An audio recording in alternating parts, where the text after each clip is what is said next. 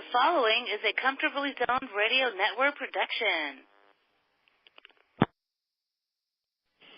I miss doing this Thursday night. I already do it with David Finoli Tuesday afternoon because I missed this little step. Okay. Hello there, everybody. This is Al Blumkin. We're here with another chapter of David Nemec's old-time baseball history and trivia. And my guest today, my co-host David Nemec, and our usual guest on these podcasts, Ian Kahanowitz. Welcome, gentlemen. Welcome. Okay, today we're going to discuss the evolution of baseball rules. David wrote a wonderful book on this. How many years ago, David? 1993. 1993. Updated and revised a couple of times. I think last in 2006. That was about the third or fourth edition. And to introduce it, when organized baseball started, the first major league started in 1871, the National Association. The game was recognizable to people of today, but there's been a heck of a lot of changes since then. And David is the authority on this, so I'll yield the floor to him. David, you can start and give us a background on. Actually, the first codified rules appeared in 1845, and they really didn't cover much. The bases were set at roughly 90 feet apart, but it depended. They were paces. They were called paces, and a pace wasn't necessarily equal to a foot. So the fields were very different depending on who paced it off. 3 strikes and 4 balls were way in the distance as far as a lot of other rules that we take for granted today were still pretty far in the distance. But by 1871, there had been quite a few changes. Originally in baseball, you were out if you were hit by a thrown ball. In other words, the infielder could field the ball and fire it at you and hit you in the rear end or in the shoulder or the elbow, and you were out. But that was called soaking, and that was eliminated by 1845. And a number of other things disappeared in the next 15 or 16 years. And by the mid-1860s, the game was starting to resemble something of what we know today. One of the biggest changes was the fly ball rule. Initially, a batter was out if any ball he hit, that includes a ground ball, was caught on the first bounce. In other words, a hot shot to the third baseman, he fields it in one hop, the batter is out. Terrific drive to left field over the left fielder's head. He runs it down and manages to snag it on the first bounce, the batter is out. That started disappearing in the 1860s, and finally by 1865, it was gone forever. However, what continued was a ball that was caught on the first bounce in foul territory, not fair, was still considered an out. And that disappeared very gradually, and it wasn't really until 1884 that it disappeared altogether. 1885, actually, that it disappeared altogether from the major league scene. But by 1871, when the first professional league started, here's what we were looking at. We're looking at 9 men on the field. You're looking at the same number of bases, but you're looking at a pitcher's box, not a mound, and certainly not 60 feet 6 inches from home plate, but a box. And the pitcher was free within that box to move around, do anything he wanted, as long as he pitched with a straight underarm motion. And some pitchers were able to achieve pretty good speed, and eventually even the curveball was developed with pretty great frequency throughout the 1870s. But that 1871 opening game, first professional game in what many consider to be the major league, the National Association, first major league, took place in, of all places, Fort Wayne, Indiana. And involved the Fort Wayne Club, and they were playing the Cleveland Forest City. Now, Fort Wayne won by the score of 2-0, which indicates a pitcher's duel. But there was no such thing in those days as a pitcher's duel. A pitcher's duel. A score of 2-0 was incredible. That was most scores were in the double digits. It wasn't unusual to see a 23-19 game or even a 35-21 game. So this was definitely a pitcher's duel, and it featured Bobby Matthews, who was a great underarm pitcher, a very slightly built guy. He probably had an early version of the curveball, but he definitely had very, very excellent control. And there were several features about the game that today's fan wouldn't recognize. First of all, balls and strikes. A batter had to be warned on a good pitch that it was within the strike zone, within his strike zone, and we'll define that in a moment. That it was considered by the umpire, and the umpire didn't stand behind home plate, but off to the side to keep himself protected from foul balls and balls that skipped by the catcher. And the umpire had to warn the batter that it was a strike. That was a good pitch. Next time I'm going to call it. So, and the next time might be, the next pitch, or it might be 5 pitches down the line, and the same with the ball. The pitcher had to be warned that this was a ball. So in order to get a base on balls, you might receive like 10 or 12 bad pitches, maybe even more before you'd be allowed to take your base. And as far as strikes, you'd get more than 3 strikes before, and the ball that was hitting foul was not considered a strike, regardless of how you hit it, whether you bunted it, whether you deliberately hit it foul, it was not considered a strike. And so now this is what you're looking at then. So when the batter would step into the box, and this has never really been clearly defined, the batter would signal to the pitcher, to the opposing team, whether he wanted a high pitch or a low pitch. A high pitch was anything above the waist to the tops of the shoulders. A low pitch was anything below the waist to the bottoms of the knees. And the batter, it's never been determined how the batter actually signaled, whether he did it vocally, whether he did it by holding his hand up above his waist or below his waist. And there's nothing written, nothing has ever appeared to give this an explanation of how this was determined. What we do know is this rule existed for the first 17 years of professional play, from 1871 through 1886. High-low pitches were allowed, and the batter called them as soon as he stepped into the box. Now, he was free on his next appearance at the plate to change from a high pitch to a low pitch or vice versa. He could not change in the same at bat. So he was stuck with whatever his call was, and the umpire, therefore, had to call anything below the waist. If the batter had signaled a high pitch, had to call it a ball, and vice versa if he signaled for a low pitch that came in high. So you're looking at this. You're also looking at bases, third base and first base, that are half in fair territory, half in foul territory. And this played a prominent part in how games evolved and how they played. Because the batter, if a batter hit a ball that hit home plate, which was in fair territory, or hit anywhere in front of home plate, regardless of what it did after that, if it spun out to foul territory, if it came to the side and hit the umpire, who was standing in foul territory, regardless of what that ball did, if it hit in front of home plate or home plate itself, it was a fair ball.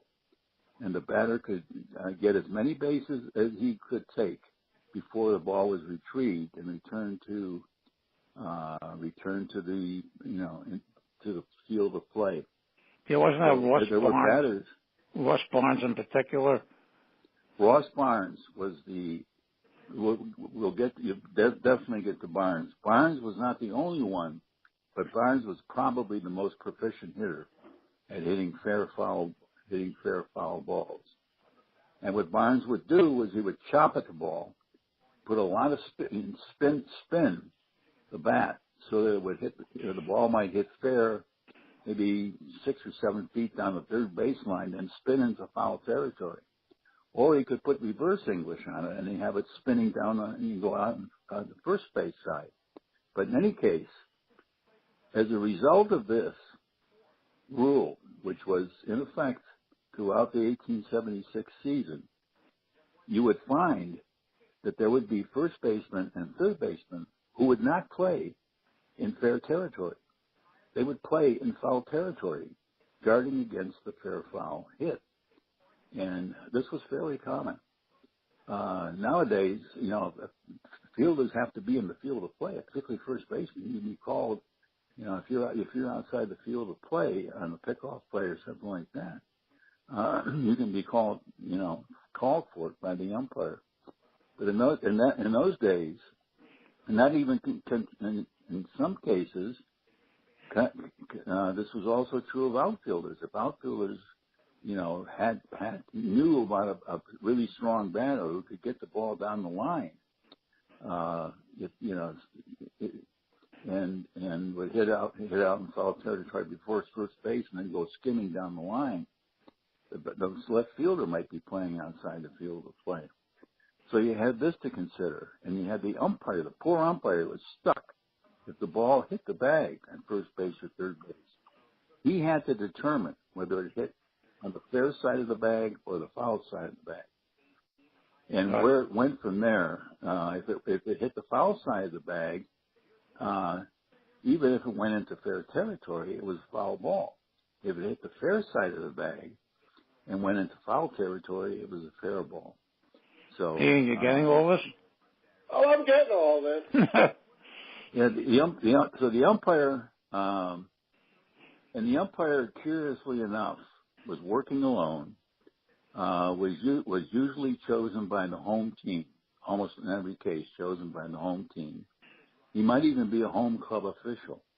Or he might be, in the case of a regular umpire who might not have showed up that day because he was at the racetrack or he had something better to do, because it was certainly not a full-time job.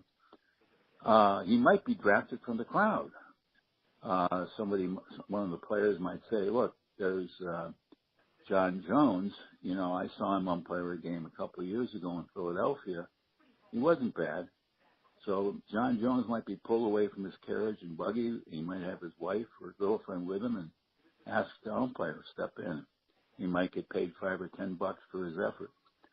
So it was a very loose game in that sense. There wasn't an umpiring staff as such. There weren't even rosters as such. Players would appear and disappear from day to day. And the player, a player might show up at the field, and be recognized as a ball player, and if a team was short a man that day, he might be pulled out of the crowd, out of his carriage or wherever he was stationed at the time and put in the game. And if he wasn't well known and he gave his name to the team captain would give his name to the scorer, but he wouldn't necessarily spell the name. He might not pronounce it correctly. So you had a lot of cases where players got into one game in the 1870s, just went into the 1880s too, and their names were given to the scorer incorrectly. And in some of these cases, they still exist today, incorrect name.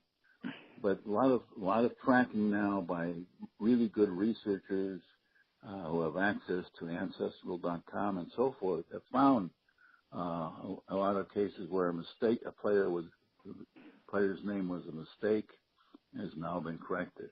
But there were also a couple of cases. I know we had one game that George Sissel was involved in where there was a phantom player who actually got listed in the first couple of encyclopedias that the scorer decided to create some name and put him as a pinch runner. Yeah, but actually Dick Thompson found that player actually existed. Ivan Bigler. Yeah, so when you're talking now into the teens, in the early part of the 20th century. So, these kinds of things went on for a long time after, early professional baseball developed actually professional baseball developed before the first league was formed. When the first league was formed, they put in a rule, that, you could not go from one club to another, because there was a lot of stuff called revolving, where a player would, come into town, play Philadelphia, and say, I'd like to play with you guys. You're a better team than the one I'm on. And Philadelphia would say, yeah, well, you're a pretty good player, so we'll put you on board here. But the rule was put in 1871 that a player could not go from one club to another until 60 days had passed, regardless of what was going on, whether he was injured or whether he just didn't like the club he was on or whatever, or quit. But 60 days had to elapse. And that included clubs that weren't necessarily in the National Association, but they were recognized as genuine ball clubs. So all this stuff was going on. And meanwhile, the game on the field, there were a lot of very curious things still going on. Back to the first game, which ended up 2-0. Fort Wayne was the home team, which didn't mean it bad at first. The home team the team to bat first was determined by a coin flip. The visiting team had the right to call the coin flip, and then if it got the flip right, had its choice whether to bat first or last. So many. Well, that wasn't codified. The home team batting last wasn't codified, I think, till 1950. Absolute. It put in absolute, form in 1950. Prior to that, it was a custom for many years for the home team, but it wasn't definitely a rule. You're right. Till 1950, when the rules went over, the rule book was, thoroughly gone over, and a lot of things were loose ends were tied together. But the Fort Wayne team, Cleveland batted first.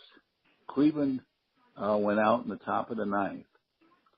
So at their last at bats, they didn't score. So after the top of the ninth, the score was 2-0. But the game was not over. The rule then required a full 9 innings to be played, regardless of what the score was.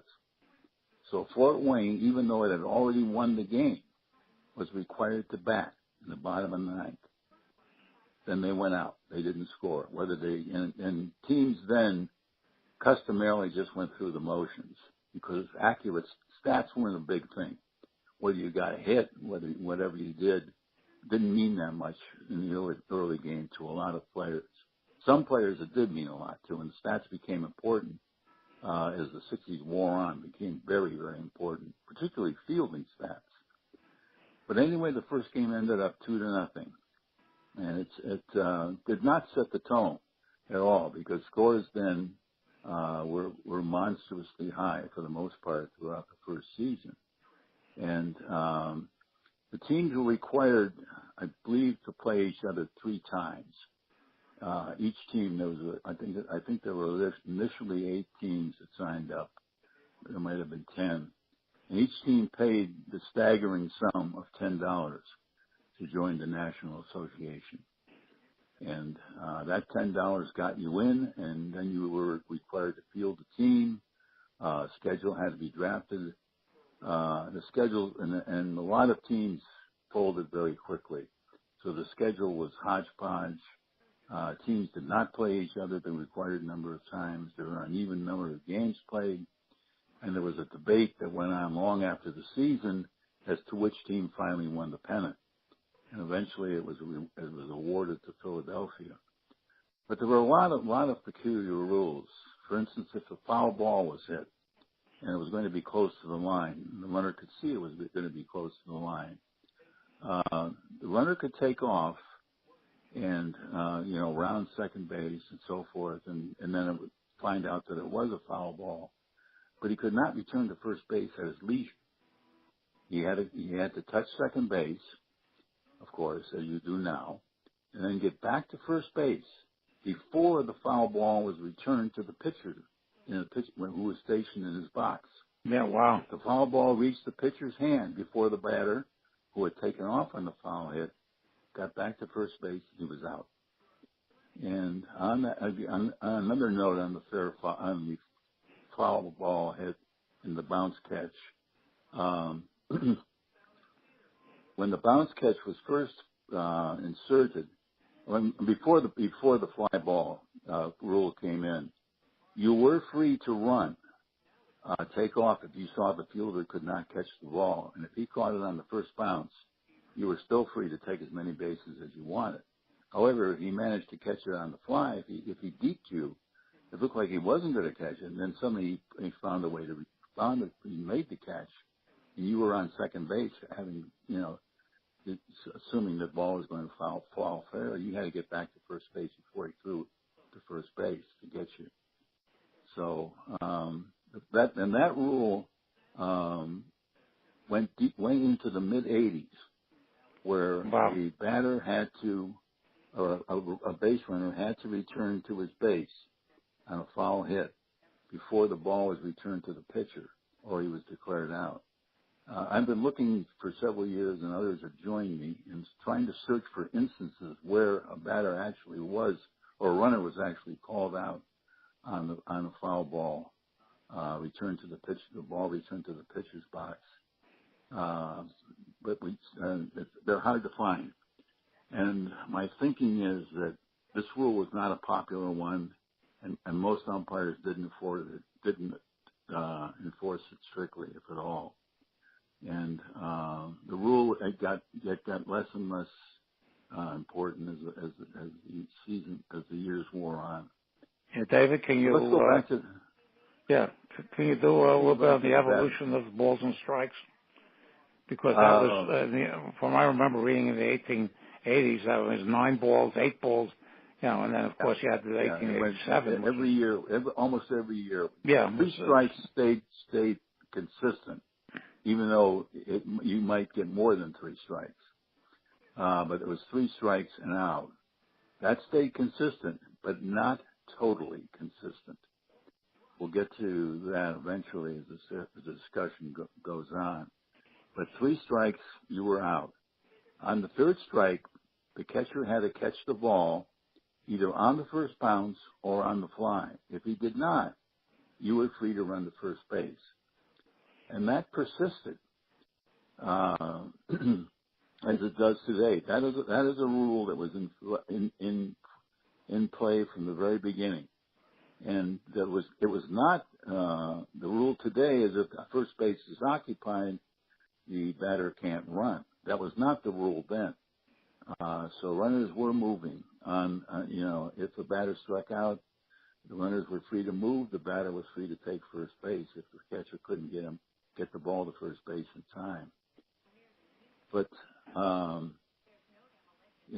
going back to the batter pitcher warfare, and there was warfare because, if a batter hugged the plate, or if a batter hung any part of his body over the plate, the pitcher was free to hit him.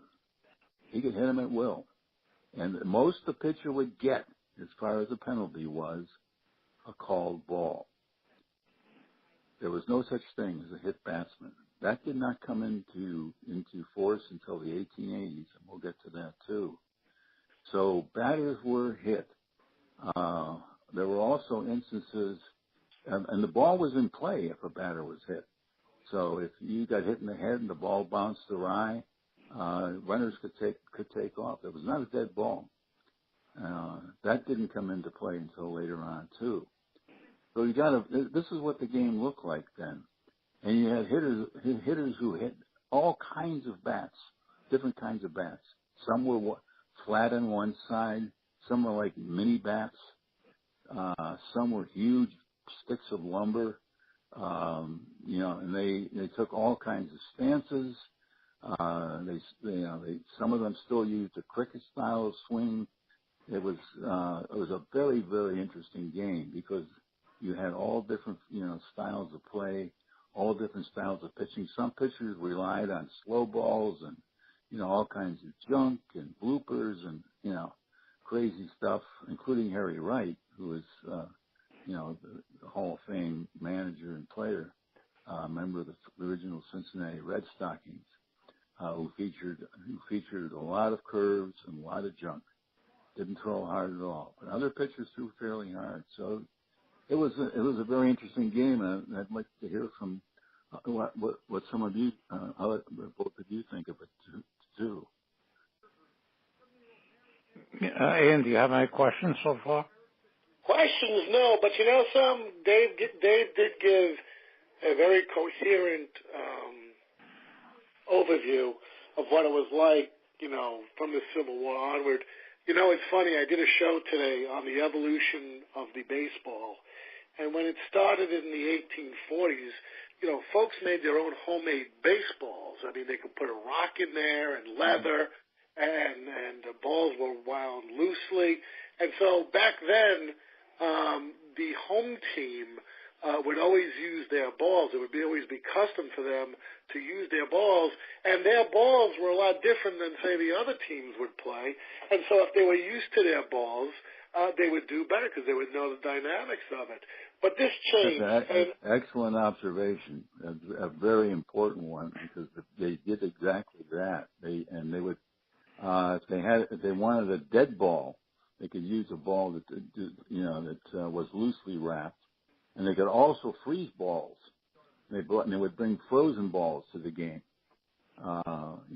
That continued until who knows, pretty long, pretty deep into the 19th century.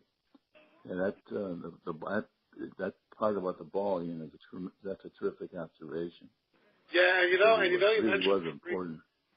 And you mentioned freeze. I get to speak to Gabe Paul's daughter, Jenny Paul, and one of the things Gabe Paul did, because he got into baseball, he was 10 years old, up in Rochester, and he was in the Rochester minor league system as like a ball boy and stuff.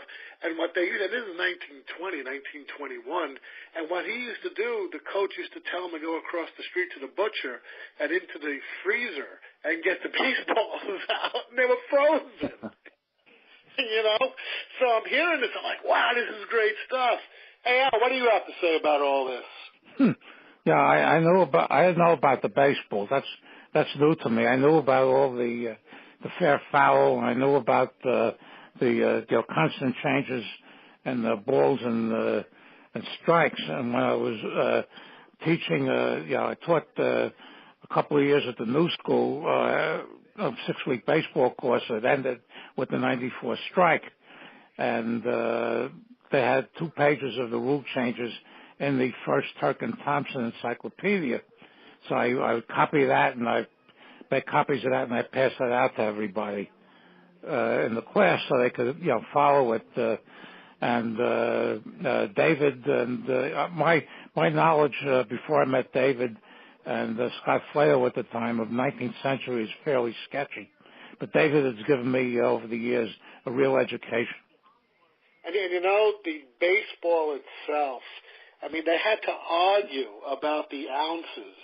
And in the mid-1850s, as the game was changing, like David was mentioning, and, the dynamics, and we'll go into Doc Adams, because I get the luxury of speaking to his great-granddaughter, Marjorie, and Doc Adams was almost voted into the Hall of Fame 2 years ago by the Veterans Committee by one vote he missed.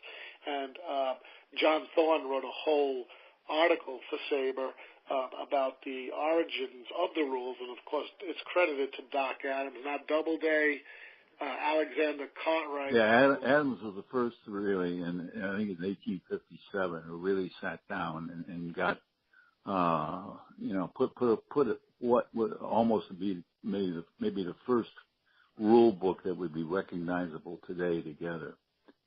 Yeah, you're right. He was a very, very important figure, and his granddaughter. I met her too, and she's very, very nice woman. She's very nice. I've had lunch. I speak to her every day. Her and Alan always are the first ones on my post every day, so she's always asking me, can I get in touch with this? But with Doc Adams, very important because he made he made the dimensions of the line and the bases. He created shortstop. But when we talk about all the evolution into the major leagues, we have to talk about the other leagues as well, because the ball's weight was at 5.5 and 5.6 ounces, Then it was somewhere between 8 and 11 inches. It was wrapped in leather, not the 108 stitches you see today. There was variations, but when they learned they could wrap the ball tighter, it would bounce farther. It would be hit harder. And like Dave alluded to, if you ever see some of the bats of the dead ball era, some of them look like paddles. Some of them look like a broomstick. So this also added to the rules of the game. And I think that's very important because the evolution of the ball along with the rules go hand in hand. David, when did they push the pitcher's box back to 50 feet? That was it 45? That was in 1880. And it was originally 45 feet. The pitcher had to, be like a statue pitching. Yeah. But that gradually evolved as the 1870s wore on. And you had pitchers who were definitely pitching sidearm. And by the end of the 1870s, it was pretty much accepted that anybody who kept his arm below his waist as he delivered the ball was probably not going to be penalized too severely. Yeah, but if you got it up around the waist, anywhere close to the waist, there were going to be protests, and the umpire was required to enforce the below the waist rule strictly. But that was a dodgy thing because the umpires, as we've already mentioned, were not unified in any sense, and it was up to the home team to hire the umpires. So if you wanted to keep working in Boston, when the Boston pitcher was up around his waist with the ball, and the Providence team was protesting, you had your hands full. You had to try and force the rule, but at the same time, you had to be conscious that if you were really too strict with it, that you might not be umpiring any more games in Boston. But on the umpire, 1876, when the National League was formed, they did get a better quality of umpiring. They also got a worse quality of umpiring because already there were umpires who were on the take. Games were fixed. There was an umpire, Dan DeVinny, who actually never was formally banned, but his job description became scarcer and scarcer as to how much it included baseball as the years went on. But interestingly, since there was still only one umpire, and an umpire really couldn't see everything, there was just no way he could take in whether a batter cut third base or a runner cut third base on a double to deep right field. He was trying to see whether the ball was going to be fair, whether it was going to be caught by the right fielder. He'd miss whether the batter cut third base. But in 1876, the National League, who took over for the loosely organized American National Association, allowed an umpire to talk to an interested bystander or bystanders and get their opinion on what happened. Was that ball? Did he touch third base? Was he grabbed as he went around third base and tripped? He could ask for help and before he rendered a decision. And you can imagine what that led to. Oh God, yeah. Stuff there. Yeah, and this went on pretty deep again into the 80s. And it wasn't until 1877 that let's say there's a runner on first base, he's breaking towards second. You hit a ground ball towards second base. The runner allows the ball to hit him, bounce off into right field. Nowadays, that's not allowed. You're out. You're hit by a batted ball as a base runner, regardless of whether you're standing on a base, where you are. This didn't exist until 1877. And in 1877, the rule was put in that if a batted ball struck a base runner while not occupying a base, he was declared out.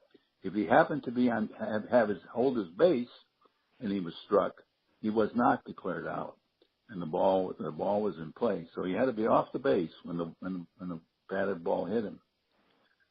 And there was all kinds of stuff going on with the batting order too. It didn't follow 1, 2, 3. If Al was batting first and he flied out, Ian batting second singled. I batted third and I hit into a double play. I would have, the inning necessarily wouldn't begin. The following inning wouldn't begin with the fourth batter. It might begin with Ian or me, depending on what the umpire decided. So that's why when you read a box score from the 1870s, you don't necessarily see everybody getting an equal number of at-bats. Wow. I didn't know that. Wow. It's very interesting. And, it wasn't until 1879 when they put a rule in that after the first inning, the first batsman of every subsequent inning should be the striker who follows the last batter to complete a time at bat. So if I hit into a double play, I could not be called up to bat, or Ian couldn't be called to bat the next inning. The fourth batter would come into play. And it wasn't until 1880 that the whole team no longer had a bat in the bottom of the ninth inning if they had more runs than their opponent. And I believe it was 81, a year later, when the walk-off rule was put in. If the inning started, the ninth inning started and the score was tied or the home team was behind, it had to be finished, even if the home team went ahead.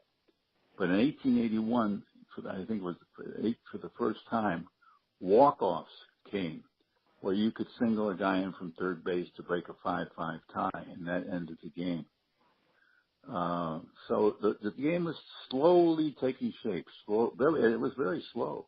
It was very slow. 1880 was also the first year that the pitcher's box was moved 5 feet further from the batter, because they were realizing that 45 feet was too close because guys were delivering the ball with more speed. They had spin. They had curves.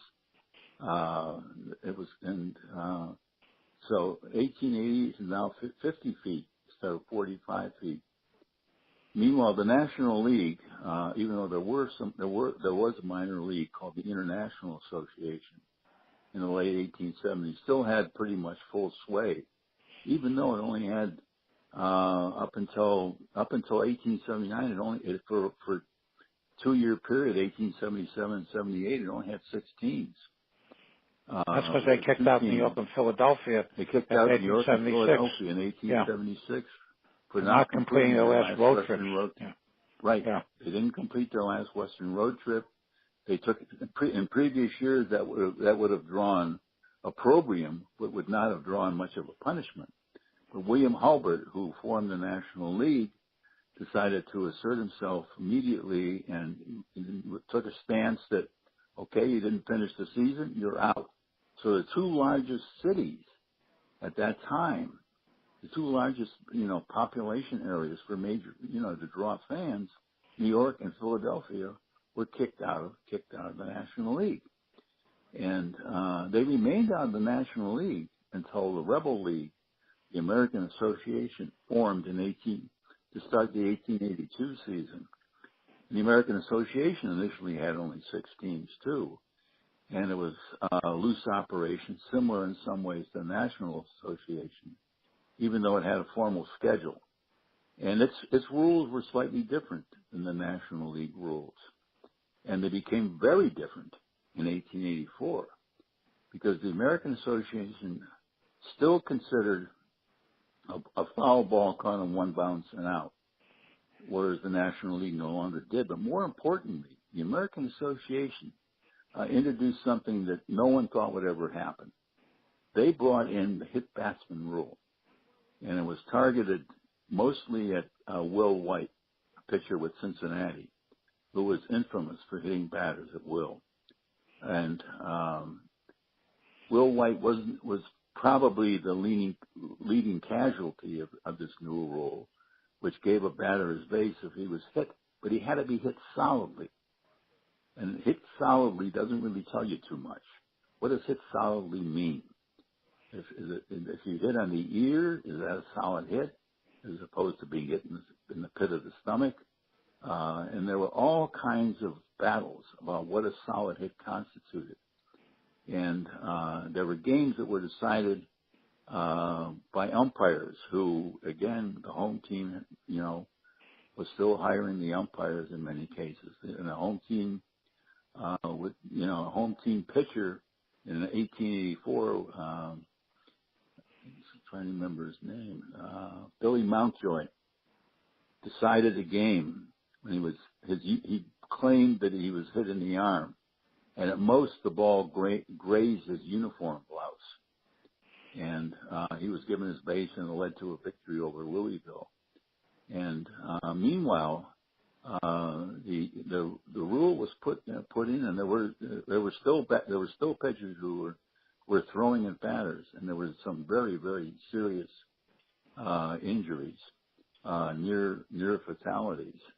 William Watkins, who became a very good manager in the 1880s, his career was ended when he was beaned in 1884. Another guy, Ed Ewell, who was playing for Washington in the American Association, was beaned. His career was ended. And this was in the American Association. Meanwhile, National League players were hit at will. I continued. National League and American Association were playing by different rules. Not only the hit batsman rule differed in 1884, but the National League also in 1884, very grudgingly, allowed for the first time a pitcher to throw overhand. So any delivery, any form of delivery, underhand, overhand, sidearm, was permitted.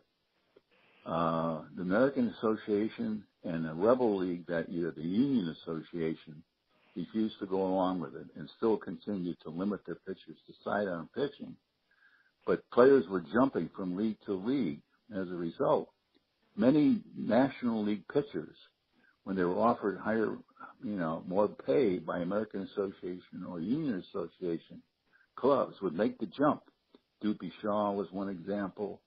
There was Billy Taylor. There were a number of pretty good pitchers from the National League that jumped over to the American Association, Union Association, only to find when they got there that their overhand pitching was not going to be allowed. And there were battles, constant battles every day with umpires and particularly with former National League pitchers as to whether their pitches were whether they were, legitimate or not.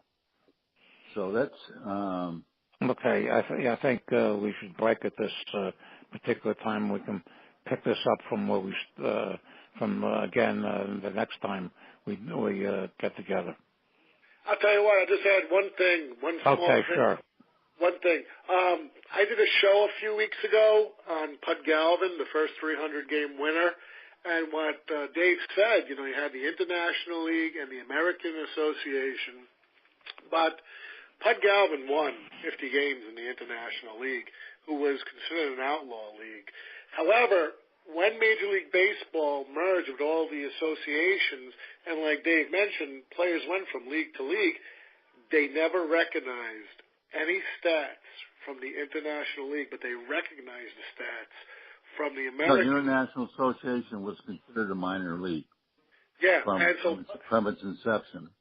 And there has been a case that the quality of ball played in that league was certainly close to the National League. And there were a lot of players who chose, for various reasons, often because the International Association included their hometown, which might be, Milwaukee, which didn't have a team, or other Midwestern cities which didn't have teams in the National League, but chose to play in the International Association rather than the National League. Yeah, so I got a show coming up about the Tecumsehs up in Canada. It was written by Tecumseh, Chip Martin. The book, I got the book, and we're going to do it. He did Pud Galvin with me, and if they would have recognized the International League, which they didn't, Pud would have had 50 more games to his credit.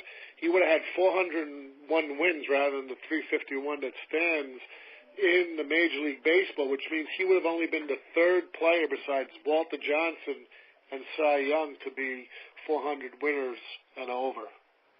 There were a lot of stats, but there was a league in New England too that was pretty strong, and there were a lot of teams that the National League in 1879 picked up two teams, Syracuse and I believe it was Worcester. Or Troy, I'm sorry, Syracuse. Yeah, Troy became the Giants. Harvey became the Phillies later on. Yeah. They were brought into the National League to make it an 18 league, and the teams were, Syracuse, Troy, Boston. Boston was, a big market, but Providence was a very small city. In 1879, and they brought in Cleveland. They had to get another team in the Midwest because they had Cincinnati in the league. But still, there were a lot of big cities. Like St. Louis had been kicked out of the National League after the 1877 season, or chosen to leave because some of their players, they had signed some Louisville players, and Louisville through the national 1877 pennant, didn't discuss this. Through the pennant to Boston, it was proven that three players. Yeah, we can get into that next time. On one of the future shows, we can get into the scandals. Okay, I want to thank both of you. This has been extremely educational, and we'll pick it up from where we left off the next time we do a podcast, to be arranged. Hopefully, it'll be very shortly. I want to thank both of you for, especially David, for a really, really educational seminar on the rule changes. I totally agree. Thank you both. Yeah. Okay. My pleasure. Okay. Thank you. And David, from us here at Comfortably Zoned, we want to wish you a happy birthday on Sunday. Happy birthday, sir. What are you, 78? Oh, my goodness. 1978. I was born in 78. I was born in 70, so I'm a little... David's fine. You're the old man on the show, then. Yeah. He's even older than me, which says a lot. Okay. Thank you both. All righty. Okay. Take care. Bye-bye. Okay. See you soon.